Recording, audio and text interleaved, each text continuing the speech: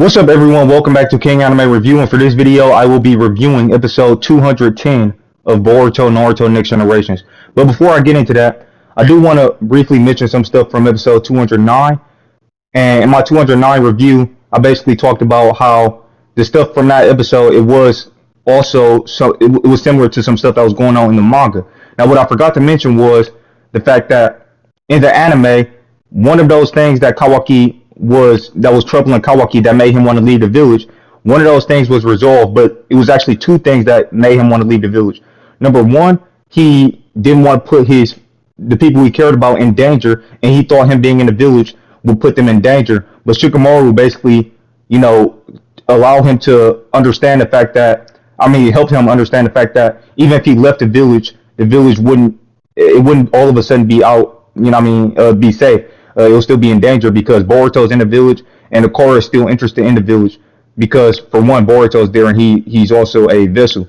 But so yeah, that whole thing, for that reason, Kawaki, that was resolved as far as Kawaki wanting to leave the village for that reason. However, it was another reason why he wanted to leave the village, and that was because he didn't feel like he belonged there based on how people was treating him in the village. Even though the village treated him better than anybody else, he still didn't feel like everybody in the village completely accepted him. Now, that situation is something that was brought up in the manga, and that hasn't even been resolved in the manga yet. But I'm pretty sure that will be resolved in the manga. Actually, I think it kind of was resolved in the manga, the last chapter of the manga. But yeah, I would say it kind of was resolved in the last chapter of the manga. So yeah, that little thing, that will be resolved in the future. However, that's why I think that episode is still a great episode, because the first, Kawaki was two reasons why he wanted to leave the village. One of the reasons got resolved, the other one didn't.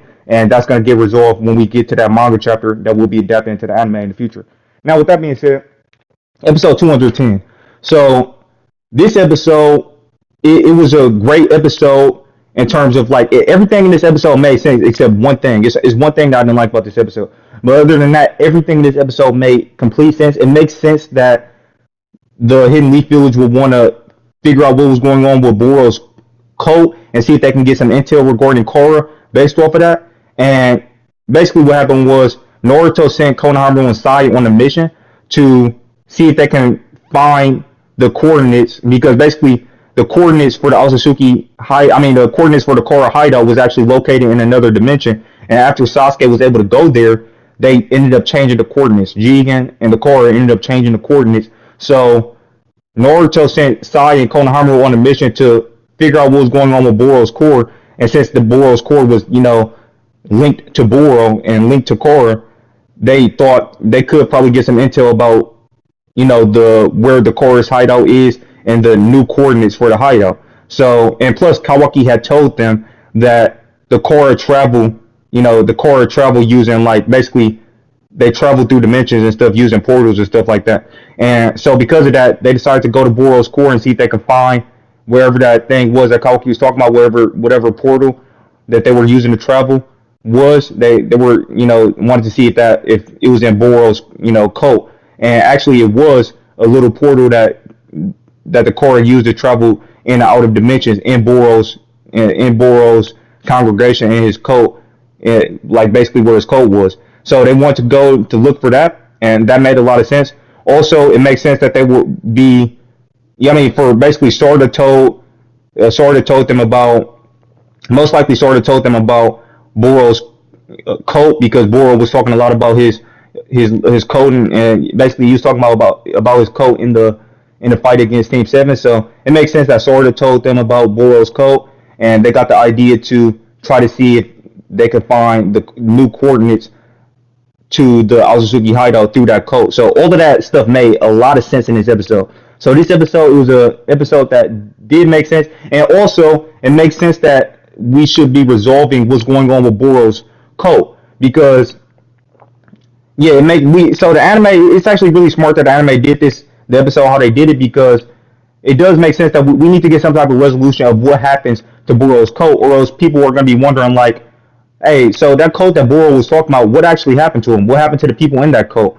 So it makes sense that the anime actually covered that. The manga didn't cover that at all. They didn't tell us what happened to the people in Boro's coat or anything like that. They didn't show us. They didn't tell us nothing. So it makes sense that the anime would do that, and it's actually adding a lot of depth to the anime content The anime is adding a lot, or should I say, the anime is adding a lot of depth and detail to the content from the manga, and it's expanding on it and adding a lot more detail and making it a lot better. So yeah, and it's great that we got that. We got to see exactly what happened to Boro's coat after Boro died.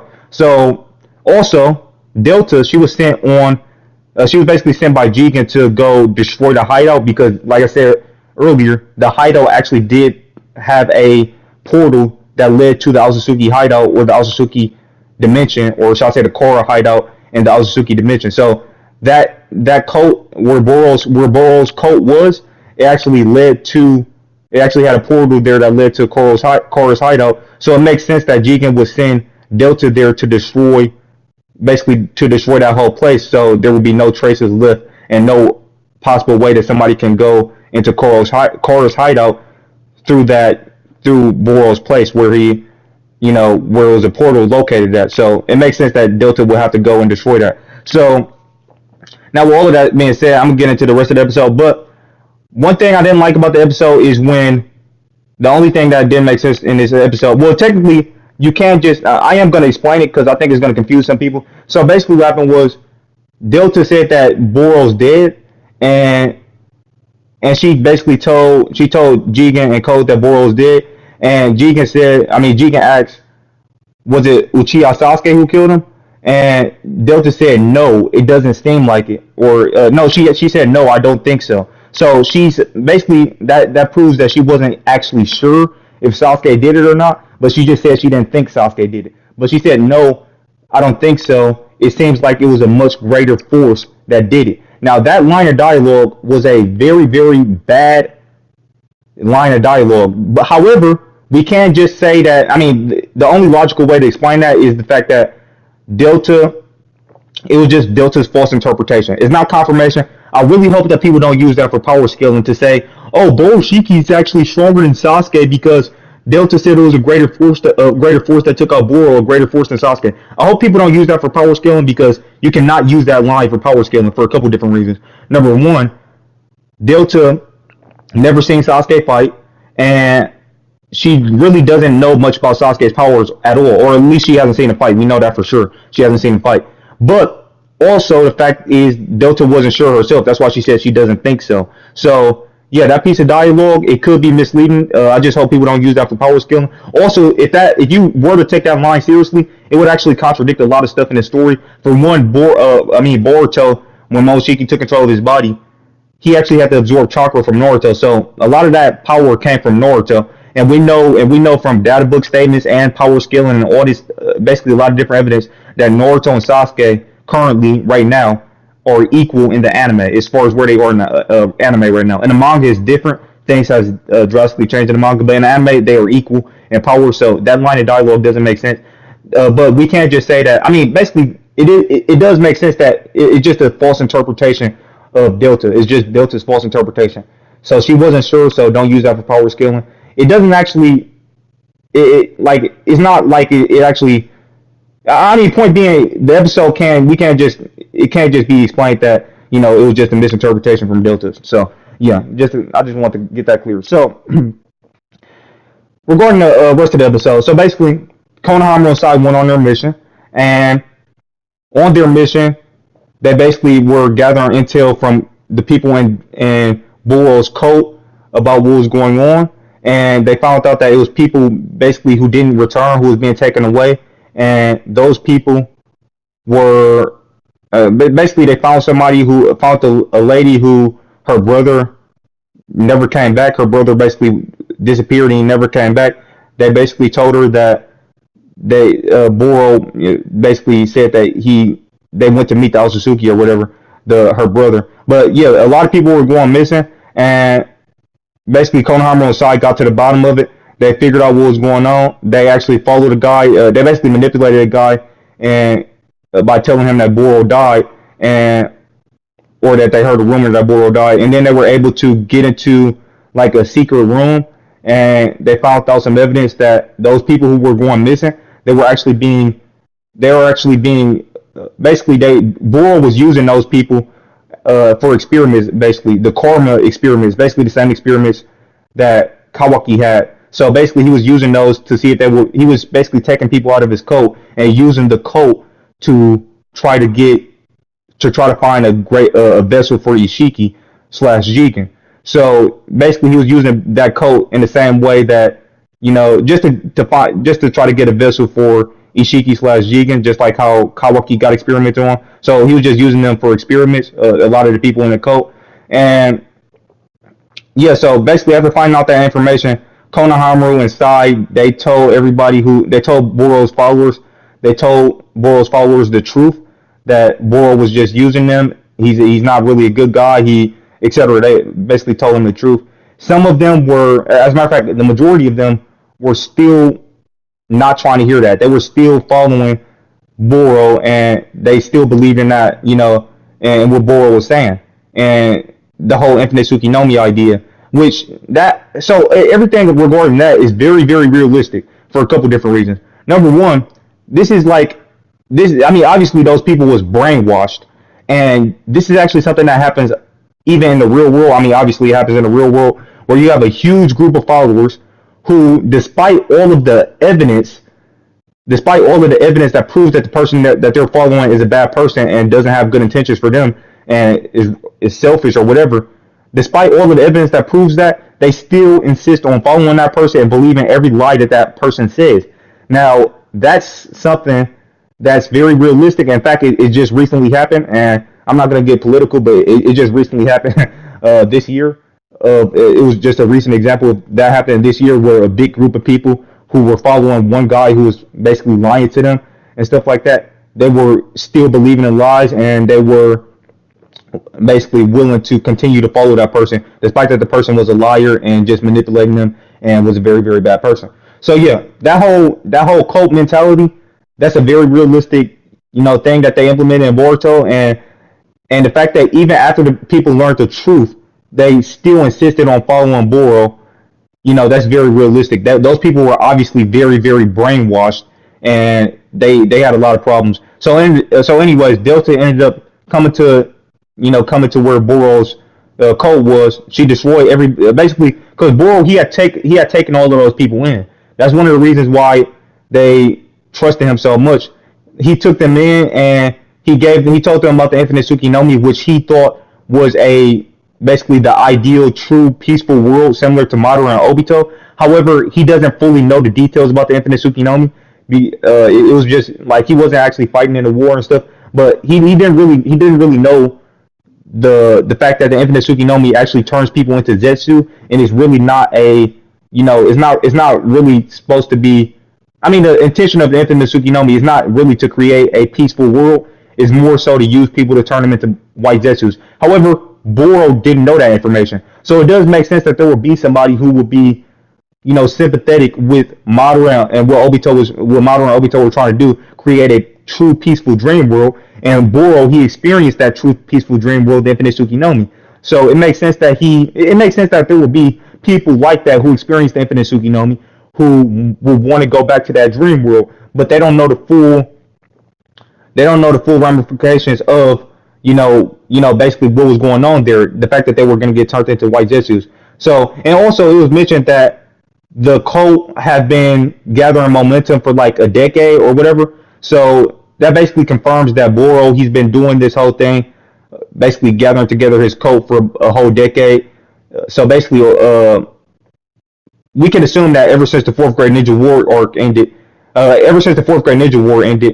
like, which was 15 or 16 years ago at this point, as far as in the timeline, that was 16 to 15 years ago, 15 to 16 years ago. So pretty much right after that, Boro started to do his whole thing with the cult and started to go to villages and basically, spread that virus in the villages, and then trick the people into basically following him by acting like he was a savior because he possessed the antidote for the virus that he was spreading.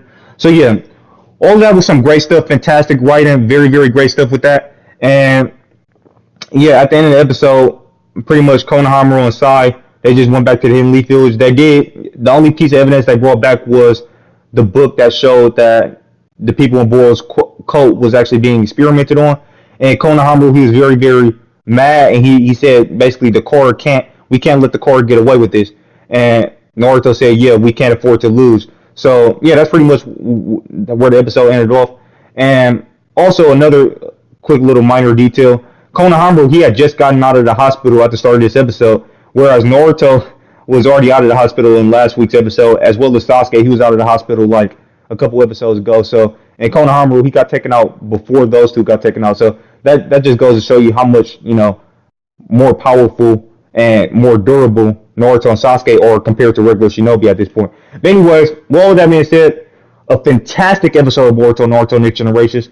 The writing was a 10 out of 10, storytelling 10 out of 10, art and animation, or should I say, okay, so storytelling 10 out of 10, art 10 out of 10, and animation 10 out of 10. This was another fantastic episode of Naruto Next Generations, another 10 out of 10 episode. Now, with that being said, there is one thing that I'm curious about, and that's the whole thing going on with the timeline as far as why is it taking Jigen so long to charge up?